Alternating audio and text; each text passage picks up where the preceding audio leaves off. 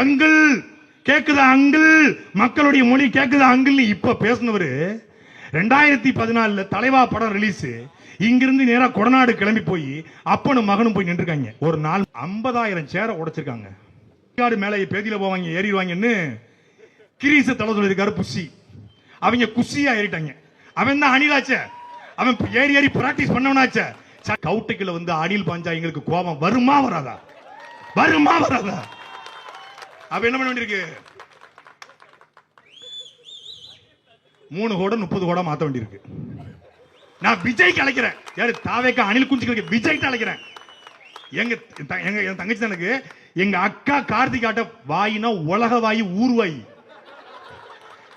நாளைக்கு வர ஒம்பு இருக்குல்ல, அது இன்னைக்கு இழுப்பாங்க. ஹலோ கம்யூனிஸ்ட் வாங்க, hello hello brother, hello hello. தேர்தல் களத்துல உன்னைய வச்சு செய்ய காத்துக்கோம், வச்சு செய்ய. சினிமால நடிப்பாரா சிஎம் ஆயிருவானா, அப்புறம் என்னடா இந்த நிலத்துல உண்மையான நேர்மையான. சரிடா தாவேக்கோட கொள்கை சொல்லு. காசு வேண்டி பேசுறீங்க ப்ரோ. டேய் ஏண்டா ஆணவ படுகொலைக்கு விஜய் வந்து பேசல? அம்பேத்கர் கொள்கை தலைவர் சொல்றாரு, காமராஜர் கொள்கை தலைவர்ங்கிறாரு, பிறப்புக்கும் எல்லா உயிருக்கும் சொல்றாரு, சமூக நீதிங்கிறாரு, நாம எல்லாரும் ஒண்ணுதான் அப்படிங்கிறாரு. அப்புறம் ஏங்க நீங்க வந்து ஆணவ படுகொலை கவினை கொன்றதுக்கு பேசலன்னா கன்ஃபார்ம் நீங்க திமுக காசு வாங்கிட்டு பேசுறீங்க. எனக்கு பதில் சொல்ல முடியாது. இவ்வளவு கேட்டோம்னு வச்சுக்கோங்க, கன்ஃபார்ம் உங்க அண்ணன் இவரு பாக்கியா எல்லாரும் போயிட்டு ஸ்டாலினை பார்த்தாங்க. பார்த்த பிறகு ரொம்ப பேசுறாங்க. ஒரு வீடியோக்கு 2 lakhs ஒரு பரதேசி போய் சொல்லி விட்டான். என் ஒருத்தே அவனுக்கு தெரியலடா. டேய் எங்க ஒருத்தே அவங்களுக்கு தெரியல. ஒரு ஏச்சி நக்கி பிழைக்கிற ஈனா பொழப்ப ஒருபோதும் பண்ண மாட்டோம். நாங்கள் அரசியலை பார்த்து நாம் நமக்கு வரலடா, நாம் தமிழர் கட்சியை பார்த்தோம்டா அரசியலுக்கே வந்தோம். கேபிஐ பாலாவுடைய காலக்கழிவி தண்ணி குடிச்சாலும் நீங்களும் கோடி, அதுவும் கேரியர் உச்ச, கேரியர் உச்சத்தை, என்னத்தை உச்சத்தை? கேரியர் டிபன் பாக்ஸோட உச்சம். சென்னை வெள்ளத்தில் தன் வீட்டை திறந்து விட்ட ஒரே நடிகன் மரியாதைக்குரிய Thala Ajith. I am proud Ajith fan. அதுல மாட்டுக்கிறது இல்ல. மாலை போடாத, துண்டு போடாத, பட்டாசு வெடிக்காத, வாழ்க ஒழிக கோஷம் போடாத, மக்கள் மலையிலே நனைந்தால் மலையிலே நனைந்து, மக்கள் வெயிலே காய்ந்தால் வெயிலே காய்ந்து 13 ஆண்டு காலமாக தொடர்ச்சியான போராட்ட களத்திலே நின்று அணுகுலை போராட்டமா, மீத்தேனா, ஹைட்ரோ கார்பனா, பரந்தூரா, 8 வழி சாலையா, எல்லாத்துக்கும் போராடி போராடி சிறைக்கு சென்று வழக்குகளை வாங்கி வாழ்க்கையை தொலைத்து, இளமையை தொலைத்து ஒரு பெரிய கனவு கண்டு நிற்கும் பொழுது கவுட்டுக்குள்ள வந்து அணில் பாஞ்சா எங்களுக்கு கோபம் வருமா வராதா? வருமா வராதா? அப்ப என்ன பண்ண வேண்டியிருக்கு? 3 கோடி 30 கோடி மாத்த வேண்டியிருக்கு.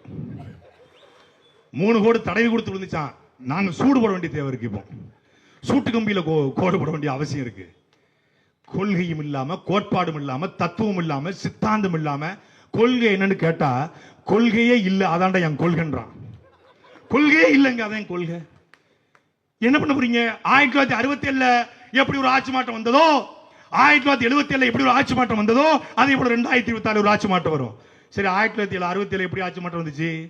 அது 1967 அசுரபலமும் அதிகாரபலமும் கொண்டவர்களை, அது வரைக்கும் இருந்தவர்களை அண்ணா வீழ்த்தினார். அப்புறம் 1967 இருந்து 77 வரைக்கும் அசுரபலமும் அதிகாரபலமும் கொண்டவர்களை எம்ஜிஆர் வீழ்த்தினார். அப்புறம் அதனால 2 பேரையும் தூக்கி பிடிச்சிருக்கோம். 1967 அசுரபலமும் அதிகாரப்படத்தோடு இருந்தது யாரு? காமராஜர். அந்த காமராஜரை வீழ்த்தினதை பெருமையா சொல்றேன். அப்புறம் ஏன் காமராஜர் கொள்கை தர போட்டிருக்க? இப்படிலாம் கேள்வி கேட்காத. திமுக பணம் வாங்கிட்ட. சரிப்பா, 1977 எம்ஜிஆர் ஜெயிச்சாருன்னு சொல்றிய, அப்ப அவர் யாரை வீழ்த்தினாரு? திமுக வீழ்த்தினாரு. ஏற்கனவே 1967 திமுக ஜெயிச்சதை கொண்டாடுன, இப்ப திமுக தோத்து போச்சுன்னு கொண்டாடுற இல்லங்க. அவர் அதிக பலமும் அதிக கருணாநிதி வந்துச்சு ஆட்சி, எம்ஜிஆர் வீழ்த்தினாரு. எம்ஜிஆர் வீழ்த்தின கொண்டாடுறோம். சரி, அசுர பலமும் அதிகார பலத்தில் இருந்தவங்களெல்லாம் நீ கொண்டாடுவேன்னா 2011 இருந்து 2021 வரைக்கும் அசுரபலமும் அதிகார பலத்தோடு இருந்த அதிமுகவை ஸ்டாலின் வீழ்த்துவாரு. ஸ்டாலினை கொண்டாடுவியா?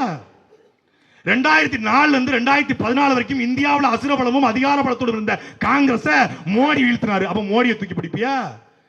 1967 அண்ணா ஜெயிச்சாருன்னா அண்ணா ஜெயிக்கல.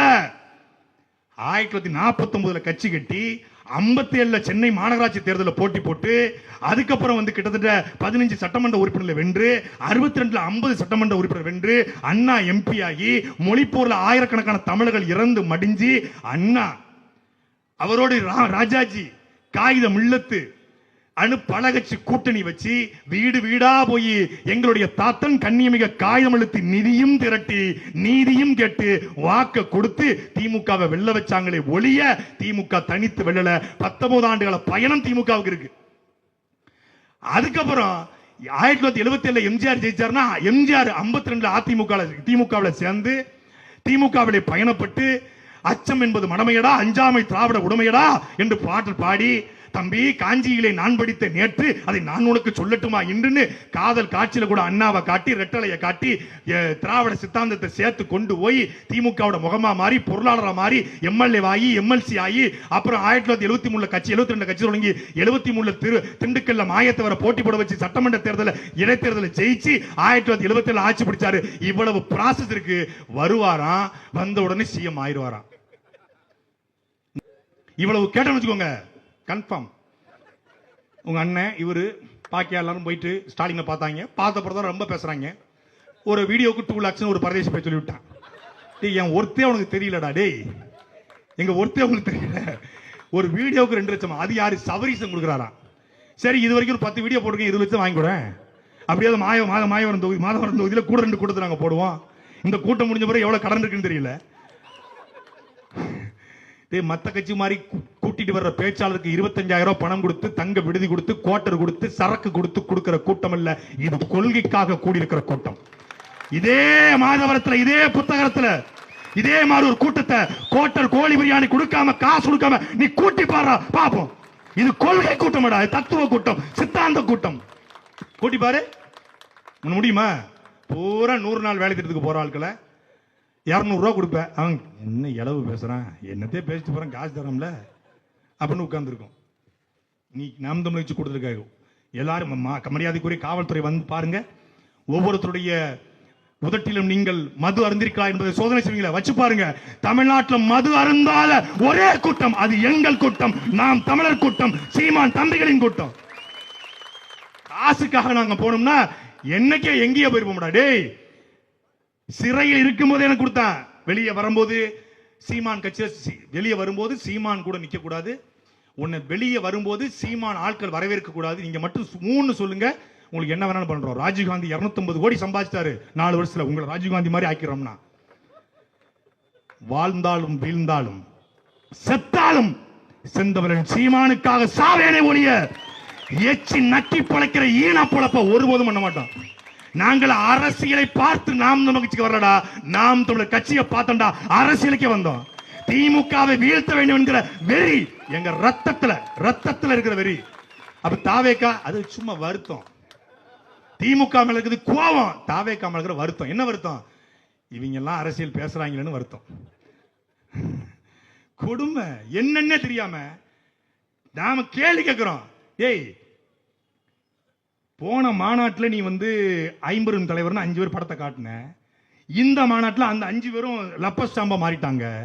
இந்த போன மாநாட்டில் இல்லாத அண்ணாதுரையும் எம்ஜிஆரும் இந்த மாநாட்டில் வந்திருக்காங்க. ஏன் போன மாநாட்டில் வைக்கல அப்படின்னு கேட்டா கன்ஃபார்ம் திமுக காசு வாங்கிட்டீங்க. கன்ஃபார்ம் ப்ரோ, திமுக காசு வாங்கிட்டீங்க ப்ரோ. காசு வாங்கி பேசாங்க ப்ரோ. சரிடா, தாவேக்கோட கொள்கை சொல்லு. காசு வாங்கி பேசுறீங்க ப்ரோ. டேய், ஏண்டா ஆணவ படுகொலைக்கு விஜய் வந்து பேசல? அம்பேத்கர் கொள்கை தலைவர் சொல்றாரு, காமராஜர் கொள்கை தலைவர்ங்கிறாரு, பிறப்புக்கும் எல்லா உயிருக்கும் சொல்றாரு, சமூக நீதிங்கிறாரு, நாம எல்லாரும் ஒண்ணுதான் அப்படிங்கிறாரு. அப்புறம் ஏங்க நீங்க வந்து ஆணவ படுகொலை கவினை கொன்றதுக்கு பேசலன்னா கன்ஃபார்மா நீங்க திமுக காசு வாங்கிட்டு பேசுறீங்க. எனக்கு பதில் சொல்ல முடியாது.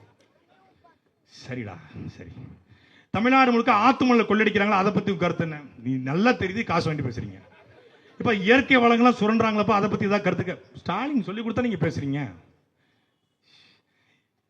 இவங்களை வச்சுக்கிட்டு எதை கேட்டாலும் 10 பேர் கூடிடக்கூடாது. தாவேக்கா, டிவிகே இன்னொரு 10 பேர் கூட்டா தளபதி. எந்த கொள்கையும் இல்லை, எந்த கோட்பாடும் இல்லை. திமுக கூட இல்லாதது இல்லல. ஆனா திராவிடன் ஒரு கோட்பாடை உருவாக்கி வச்சிருக்கான்.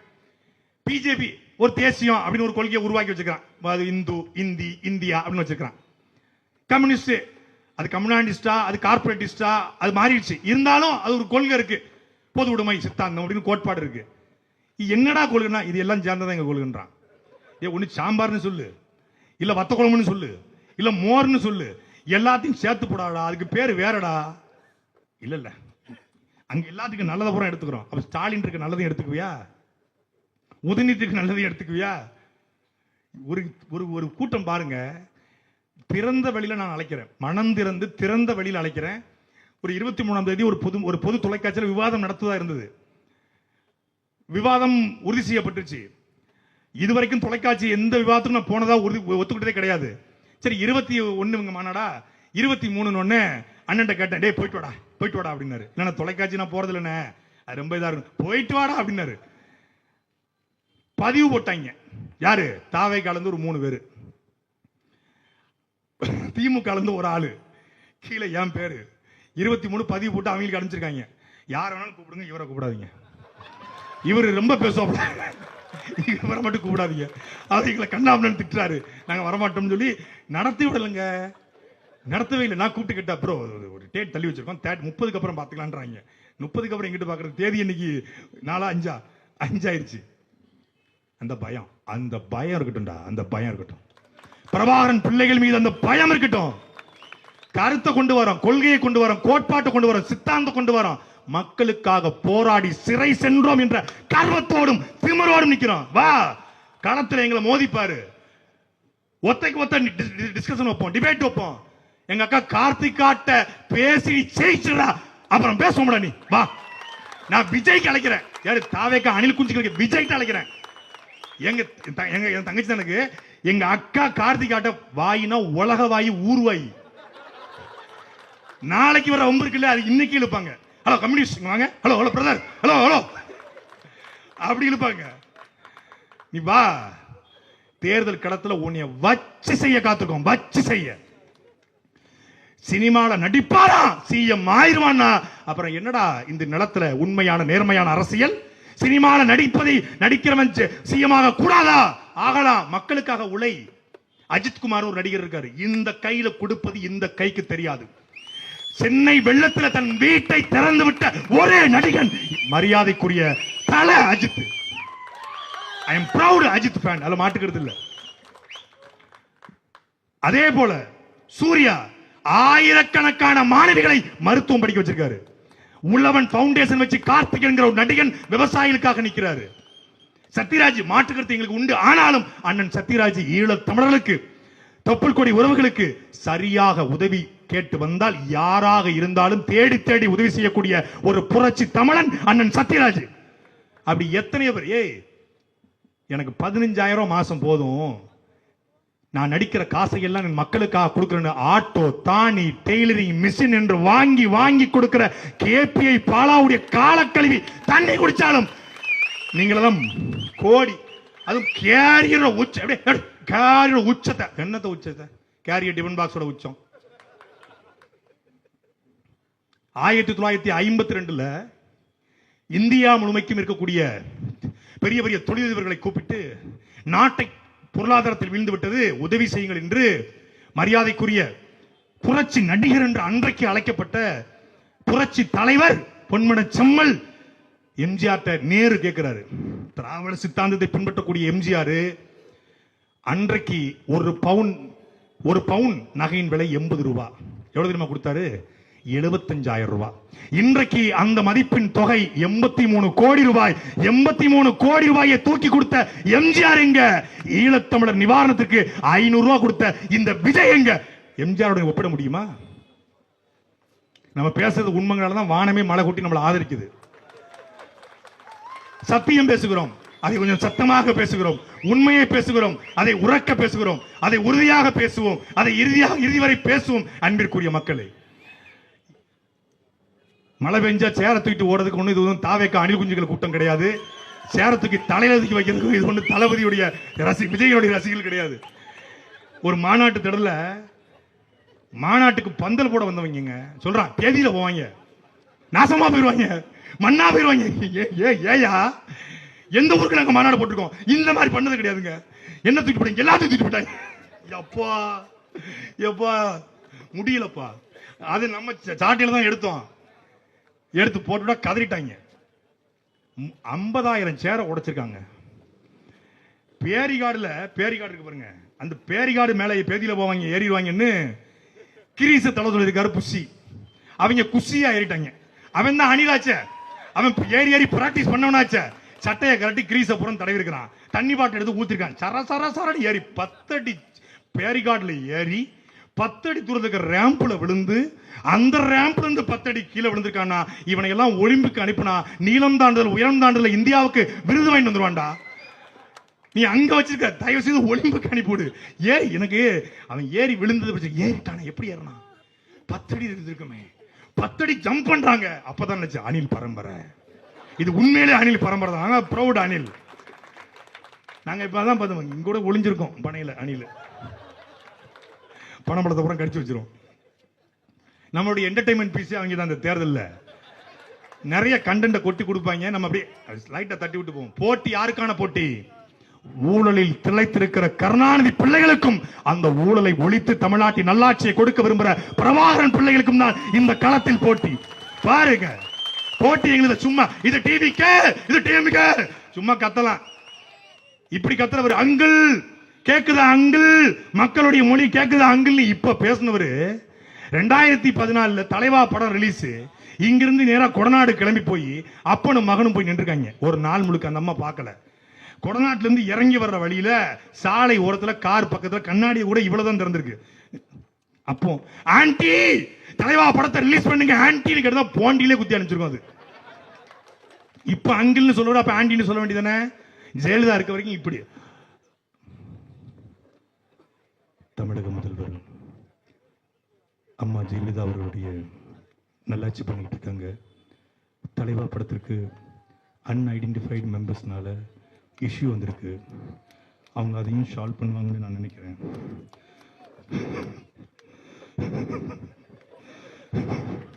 விட்டா அழுதுருப்பாங்க. இதுதான் ஒரிஜினல். திரைத்துறையில் இருக்கிற எல்லாத்தையும் கேட்ட சொல்லுவாங்க, அவர் எப்படி பேசுவார்னா, ஷார்ட் ரெடிங்களா, லஞ்ச் ரெடியா, ஓகே பேக்கப். இதுதான் ஒரிஜினல். எங்க அண்ணனை பார்த்திருக்கீங்களா, மேடையில் எப்படி பேசுறாரோ அப்படித்தான் கீழையும் பேசுவாரு.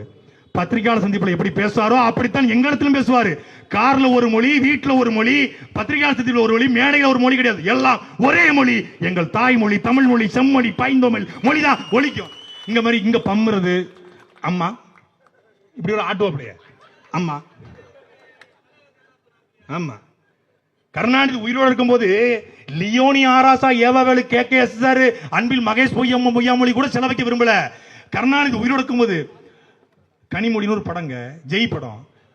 கனிமொழி இந்த படத்தை பத்தி நான் பேசணும்னா கலைஞர் அவர்களுடைய மகள் கனிமொழி ஞாபகம் தான் எனக்கு வருது. அடங்கொப்பரான சொன்னாக்கா எனக்கு அவங்க ஞாபகம் தான் வருது. அப்பவே அவங்க கனிமொழி, கலாநிதி, தயாநிதி, உதயநிதினு அழகான தமிழ் பேர்ல வச்சாங்க. என்னோட ஒரே ஒரு கோரிக்கை தான், ஐயா கலைஞர் அவர்களுக்கு ஒரு செலவைக்கணும். செலவப்பன்னு சொன்ன அவருக்கு உன் ஓட்டா, செல வச்சா உடைப்பேன் அப்படின்னு சொன்ன சிந்தவன் சீமானுக்கு உன் ஓட்டா என்பதை நீ நிரூபிச்சு நீ பாத்துக்க. யார் உங்களுக்கானவன், யார் மக்களுக்கானவன், யார் நெஞ்சுரத்துன்னு. நாங்க கருணாநிதி ஜெயலலிதா செத்து போனதுக்கு அப்புறம் கட்சி ஆரம்பிச்சு அப்படியே மக்கள் அந்த வெற்றிடத்தை நிரப்பிடலாம், ஸ்பேஸ் நிரப்பிடலாம் வந்தவங்க கிடையாது. கருணாநிதி ஜெயலலிதா உயிரோடு இருக்கும் போதே திம்போடும் தைரியத்தோடும் துணிச்சலோடும் வந்தவர்கள்.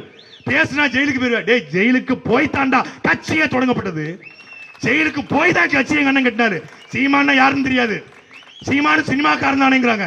சீமான் ரசிகர் மன்றத்தில் இடுமோனம் கார்த்திகாவும் எங்க அண்ணன் மாதவரத்தில் சேர்ந்த எங்களுடைய அண்ணன்மார்களும் இருந்தார்களா? நான் இருந்தனா? சீமான் சினிமால படம் எடுத்தாரு. ஆனால் படம் எடுத்ததனால் அவர் புகழ் அடையல. என் மீனவனை அடித்தால் சிங்கள மாணவனை அடிப்பேன் என்று சொன்னதனால் சிறைப்படுத்தப்பட்டாரு. ஜெயிலிருந்து வெளியே வந்தாரு. தம்பிகள் நின்றோம், தமிழ் தேசியமாக நின்றோம். என் தலைவன் இறந்து விட்டான் என்ற செய்தி வந்தது. பிரபாகரன் என்ற தலைவனுக்கு வார்த்தையில் தான் சாவு ஒழிய வாழ்க்கையில சாவு இல்லை. என் தலைவன் வருவான் என்று முழங்கினான் அண்ணன் சீமான். அதனால போய் நின்னோம். ஈழம் என்பது அரசியல் அல்ல, அவசியம் என்று உரைத்தார். அதனால நின்னோம். தமிழ் மொழி என்பது அவமானம் அல்ல, நம் அடையாளம் என்று முழங்கினார். அதனால சீமானோர் நின்னேமே ஒழிய அவர் சினிமாக்காரரு, அவர் டைரக்டர், அவர் ஹீரோ, அவர் மாயாண்டி குடும்பத்தார் நடிச்சிருக்காரு அப்படின்னு நாங்க சேரல. நாங்கள் சேர்ந்தது படத்துக்காக அல்ல, பிரபாகரன் படைக்காக, அரசியல் படைக்காக சேர்ந்த பிள்ளைகள். நாங்க வித்தியாசம் இருக்கு. நீ வா, தர்க்கம் பண்ணு, விவாதம் பண்ணு, ஒரு டிபேட் வச்சுக்குவோம். தாவேக்கால கூடிய தலைவர் தொடங்கி கொள்கை பரப்பு செயலாளர் வரைக்கும் சாட்டை அலுவலகம் அண்ணா நகர்ல இருக்குப்பா, திருவள்ளீஸ்வரர் நகர்ல. நானே ஒரு டிபேட் ரெடி பண்றேன். நானே ரெடி பண்றவா நான் வரல. எங்க அக்கா கார்த்திகா, எங்க தம்பி அபு, எங்களுடைய பாத்திமா ஃபர்கானா, என் தம்பி இடுமாவனம் கார்த்திக், இல்ல அதுவும் உனக்கு ரொம்ப ரொம்ப பெரிய ஆட்களா இருக்காங்க அப்படின்னா நீ வேணா எங்க மழலைகள் பாசறைக்கு உட்காரு. உனக்கு டிஃபிகல்டிஸா இருக்கும் அவங்கள பார்க்கும்போது, ஏன்னா நெருடலா இருக்கும். மழலைகள் பாசறையுடைய தமிழமுது இருக்கா, தமிழமுதுவை வென்றுவிட்டு நீ வா, அதுக்கப்புறம் அரசியல் பேசு பேசு. தயவு செய்து காப்பா அரவாணன் எழுதிய தமிழன் ஏன் அடிமையானான், தமிழர் மீதான பண்பாட்டு படையெடுப்பு 2 புத்தகத்தை தாவேக்காவோட தம்பிமார்கள் அணில் குஞ்சுகள் படிங்க, படித்து விட்டு அரசியல் பேசுங்கள், அப்போது விவாதம் செய்வோம். அரசியல் என்னன்னு தெரிஞ்சுக்கணும். முதல்ல அரசியல் என்பது மக்களுக்கான தேவையும் அதற்கான சேவையும் அரசியல். பண்ணு கொடுக்கிறது, பிரெட் கொடுக்கிறது, பெட்ஷீட் கொடுக்கிறது, போட்டோ பிடிச்சு போடுறது, நாவப்பழத்தை வாங்குறது, பலாப்பழத்தை வாங்கி போடுறது, முழுக்க இன்ஸ்டா ரீல்ஸையும் பேஸ்புக் ஷார்ட்ஸையும் யூடியூப் வீடியோவை நம்பி அரசியல் பண்ணிட்டு இருக்காங்க. நேரா போறது, ஒருத்தன் நவாப்பழம் வந்துட்டு இருக்கான், எவ்வளவு 100 ரூபா. அங்க ஒருத்தன் கேமரா 100 ரூபாயா, மொத்தமா எவ்வளவு, மொத்தமா 200 ரூபா கொடுங்க, நீ பள்ளிக்கூடத்துக்கு போய் படிச்சுக்கோ. உடனே இங்க கல்வி வள்ளலே வருக வாழ்க. ஏண்டா 200 ரூபா கொடுத்து நவாப்பழத்தை வாங்கினவன் கல்வி வள்ளலாடா? அப்ப காமராஜர் யாரா 16,000 பள்ளிக்கூடம் திறந்தவர்? என்னடா கொடுமையா இருக்கு. எல்லா வகையிலும் அப்படி இருக்கான். ஒருத்தர் 2 பேர் இல்ல. திமுக அமைச்சராது ஆட்சிக்கு வந்த பிறகு ரீல்ஸ் போடுறாங்க, ஒரு பில்டப் ஷாட் அடிக்கிறாங்க. வெள்ள வேட்டி கட்ட நல்ல வெள்ள உள்ள வேணும். இவங்க மட்டும் தான் வெள்ள வேட்டி கட்டுற மாதிரி, சேகர் பாபும் செந்தில் பாலாஜியும் அவங்க ரீல்ஸ் போடுவாங்க. இங்க பார்த்தா வரும்போது டாய்லெட்டை தவிர எல்லாத்தையும் தாவகைக்காரன் படம் பிடிக்கிறாங்க, கேமராவோட திடுறான். அதனால இப்ப நீங்க அவசரத்துக்கு நம்ம ஒரு வண்டியில போயிட்டு இருக்கும்போது பாத்ரூம் வந்தோட போக முடியல, ஏன்னா அவன் கேமராவோட நிப்பானே தாவகைக்காரன், எல்லாத்தையும் எடுக்கிறான். இப்படி கொடுமை. இது அரசியல் பண்ண வேண்டிய தேவை வந்துருச்சு பாருங்க. இதை இந்த 2026 ஒழிக்கணும். சினிமாவிலிருந்து அரசியலுக்கு வந்த கடைசி ஆளு விஜயாக இருக்க வேண்டும். அது 2026 பிரபாகரன் பிள்ளைகள் நிரூபிப்போம். விஜயகாந்த் வந்தாருன்னா மக்களுக்கு நல்லது செஞ்சாரு, இயல்புல நல்லவர், அரசியல பிழையானவர், பிழை செஞ்சிட்டாரு, ஆனா இயல்புல நல்ல மனுஷன், தங்கமான மனுஷன். அதனால அவர் எதிர்க்கட்சியா வர முடிஞ்சிச்சு. Bad fellow, very very bad fellow bro, very bad bro. We will meet in the 2026 election bro. We will watch changing bro, you bro.